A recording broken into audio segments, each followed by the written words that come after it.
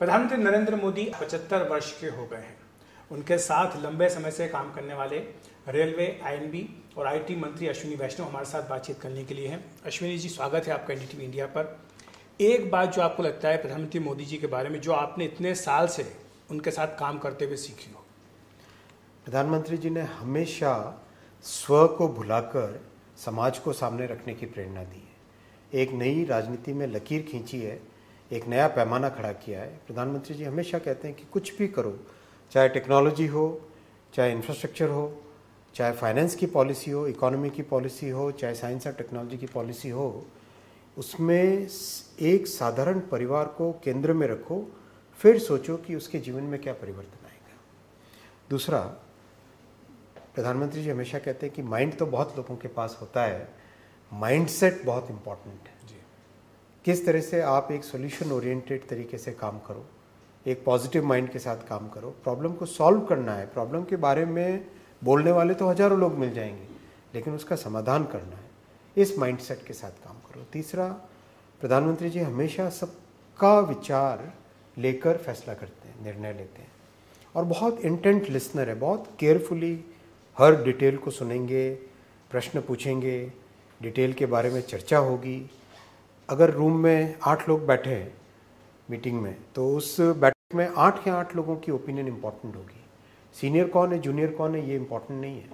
Junior से junior व्यक्ति भी उस रूम में अगर बैठा है तो उसकी ओपिनियन अगर है, उसका प्रश्न कुछ है, तो उस प्रश्न पे ओपन डिस्कशन होगा।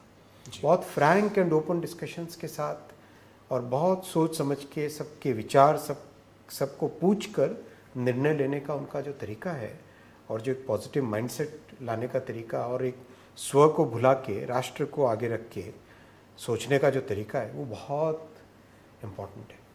अभी तस्वीरें आई थी हाल में, हमने देखा जब एनडीए सांसदों की बैठक हुई, बीजेपी सांसदों की बैठक हुई, सबसे पीछे की कतार में पीएम बैठे हुए थे। कई मंत्री परिषद के पिक्चर्स आते हैं जिसमें कि वो हाथ में नोटबुक लेते हैं, नोट्स लेते हैं जी। तो ये जो कैबिनेट की मीटिंग्स होती हैं या आपकी जो मंत्री परिषद की बैठकें होती हैं, इसमें आइडियाज़ का एक्सचेंज जब होता है तो क्या वो रिसेप्टिव होते हैं? कि जैसे आपने कहा कि वो सबकी बात सुनते हैं, लेकिन क्या उन पर मंथन होकर के नीतियों में भी वो परिवर्तित होता है? बिल्कुल, और ये एक बहुत रेयर होता है इस तरह का कि इतना बड़ा नेतृत्व सभी के मतों को इनवाइट करे, सुने, समझे और उसका एक निचोड़ निकाल के उस पर पॉलिसी बने, ऐसा होता है जी। एक बात जो आपको लगता है कि वैसे तो उनके कई सारे कार्यक्रम हैं, कई सारी उनकी योजनाएं हैं जो भारत को 2047 तक विकसित बनाने का लक्ष्य लेकर के चल रहे हैं, कोई एक ऐसी नीति जो आमूल-चूल परिवर्तन, क्रांतिकारी परिवर्तन इस देश में लाएगी और 2047 तक देश को विकसित बनाएगी? देखो, सबसे पहले आप देखो 1947 से बहुत कई तरह के नेतृत्व आए। क्या कोई एक भी प्रधानमंत्री ऐसे हुए जिन्होंने देश के सामने एक लक्ष्य रखा कि हमें विकसित भारत बनना है, और वो भी समय सीमा तय की, 2047 तक विकसित भारत बनना है? ऐसा सोच पाना, इस तरह का लक्ष्य राष्ट्र के सामने रखना, और उसके बाद में सबको, हर वर्ग को, हर सेक्टर को, हर डिपार्टमेंट को, समाज के 140 करोड़ देशवासियों को साथ एक दिशा में लेके जाना बहुत रेयर होता है। विकसित, देखो हमारे देश की अगर हम विश्व का इतिहास देखें, इकोनॉमिक हिस्ट्री देखें जी, 2000 वर्षों के जो लिखित इतिहास मिलेगा, 18वीं शताब्दी तक भारत हमेशा टॉप 2 इकोनॉमीज में रहा है, और बड़े लंबे काल तक भारत सबसे बड़ी इकोनॉमी रहा है विश्व का।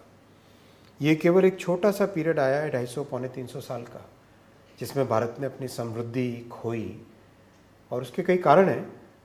प्रधानमंत्री जी ने देश के सामने फिर उसी समृद्धि, फिर वही सशक्त भारत बनाने का, फिर वही एक विश्व को लीडरशिप देने वाला देश बनाने का जो लक्ष्य रखा है, बड़ा लक्ष्य है, समय सीमा तय की है, सबको साथ लेके काम कर रहे हैं, और डिटेल्ड उसमें प्रोग्राम हर एस्पेक्ट के बन रहे हैं, उनका एग्जीक्यूशन हो रहा है।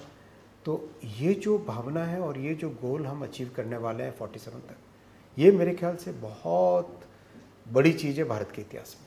बिल्कुल।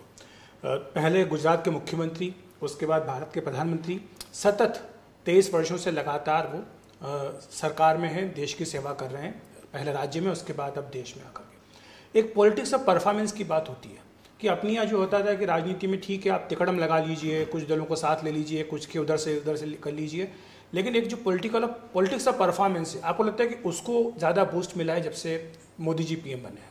बिल्कुल, और ये एक पैराडाइम शिफ्ट है। ये बेसिकली एक पूरी तरीके से राजनीति को बदलने का एक तरीका है, जिसमें आप क्या काम कर रहे हो, किस तरह से आप से, जैसे जनधन अकाउंट है, 54 करोड़ जनधन अकाउंट खोलना, उसको मोबाइल के साथ लिंक करना, आधार के साथ लिंक करना, डायरेक्ट बेनिफिट ट्रांसफ़र करना। विश्व में जब लोग सुनते हैं तो इसके ऊपर इतना आश्चर्य करते हैं। 54 करोड़ मतलब पूरे यूरोप की पॉपुलेशन से ज़्यादा, पूरे यूरोप की पॉपुलेशन से ज़्यादा बैंक अकाउंट मोदी जी ने खोले। तो ये जो परफॉर्मेंस सामने दिखाई देती है, 5G का प्रसारण, one of the fastest roll out of 5G in the entire world, 34,000 kilometre नए ट्रैक बनाना, डिफेंस में इंपोर्टर से एक्सपोर्टर बनना, ये जो पॉलिटिक्स ऑफ परफॉर्मेंस है, ये आज जन जन के जीवन में स्थायी परिवर्तन आया, वो दिखाई देता है। अगर राजनीतिक तौर पर देखें तो आपको क्या परिवर्तन दिखता है कि इस बार बीजेपी का अपना बहुमत नहीं है, सहयोगियों पर निर्भर है, तो क्या उनके वर्किंग स्टाइल में से कोई फर्क आया? एनडीए की सरकार पहली टर्म में भी थी, सेकंड टर्म में भी थी, मोदी जी की ऐतिहासिक तीसरी टर्म में भी एनडीए की सरकार है। प्रधानमंत्री जी ने हमेशा से सबको साथ लेने का, सबका विचार लेके निर्णय लेने की उनकी पद्धति रही है। वो देश के दूसरे लॉन्गेस्ट सर्विंग प्राइम मिनिस्टर हैं, 75 वर्ष उन्होंने पूरा किया, 2029 तक तो वो पीएम ही हैं। आप एक पार्टी के कार्यकर्ता होने के नाते क्या आपकी इच्छा है कि कब तक मोदी जी नेतृत्व करते रहें? हमेशा। बहुत बहुत धन्यवाद अश्विनी जी हमसे बात करने के लिए। नमस्कार। तो ये थे सूचना प्रसारण आईटी और रेलवे मंत्री अश्विनी वैष्णव। प्रधानमंत्री मोदी जी के 75 वर्ष पूरे होने पर आज ये खास पेशकश एनडीटीवी इंडिया पर।